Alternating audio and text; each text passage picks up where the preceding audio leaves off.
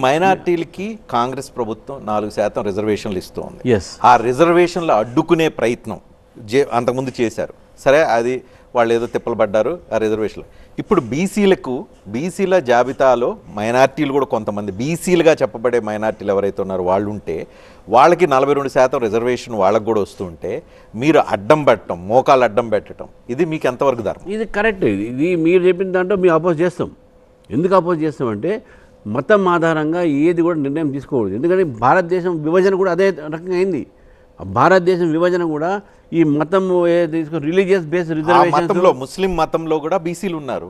వాళ్ళకి అన్యాయం వాళ్ళకి ఉందిగా హక్కు మీకు ఎక్కడ ఉంటుంది? లేదండి, ఆల్రెడీ బీసీబీలో వాళ్ళకు ఉన్నారు. బీసీబీలో దూదేకులు, హకీము, హజాము ఇలా చాలామంది ఉన్నారు. మరి సపరేట్గా ఎందుకు ఉన్నాయి వాళ్ళకు రిజర్వేషన్? మళ్ళీ 10% ఎందుకు కావాలి? అది కాకుండా ఏంటంటే ఇప్పుడు మళ్ళీ ఈబీసీ రిజర్వేషన్స్ ఉన్నాయి, దాంట్లో కూడా ముస్లిమ్స్ రిజర్వేషన్స్ ఉన్నాయి.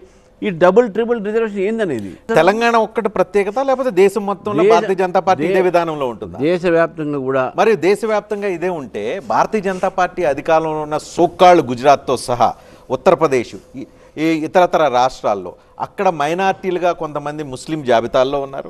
వాళ్ళు అక్కడ రిజర్వేషన్లు వాళ్ళకి దక్కుతూ ఉంది. అక్కడ దక్కుతున్నప్పుడు ఇక్కడ దక్కడానికి ఏంటి ప్రాబ్లం? నేను ఇంతకుముందు చెప్పిన బీసీబీ గ్రూప్లో గతంలో హజాము, ఇది మన ఫకీరు, అదేవిధంగా దూదేకులు ఇక్కడ కూడా ఉన్నది. ఈ రిజర్వేషన్ సిస్టమ్ రాకముందు కూడా ఇవి కూడా అక్కడ ఉన్నాయి. మొత్తం దేశవ్యాప్తంగా దక్కుతుంది కదా, వాళ్ళకే ఉంది కదా. వాళ్ళకి బీసీబీలో ఉన్నారు వాళ్ళు ఆల్రెడీ. వాళ్ళకి ఇప్పుడు 42% రిజర్వేషన్లు రాజకీయ రిజర్వేషన్లు ఎందుకు ఇవ్వాలండి? ఇప్పుడు దాంట్లో బీసీలు నష్టపోతారు కదా.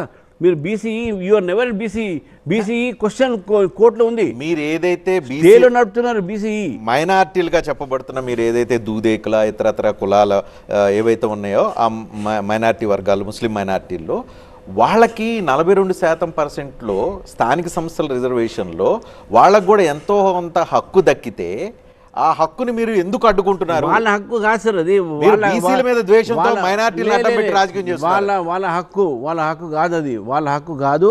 ఇది బీసీల హక్కే.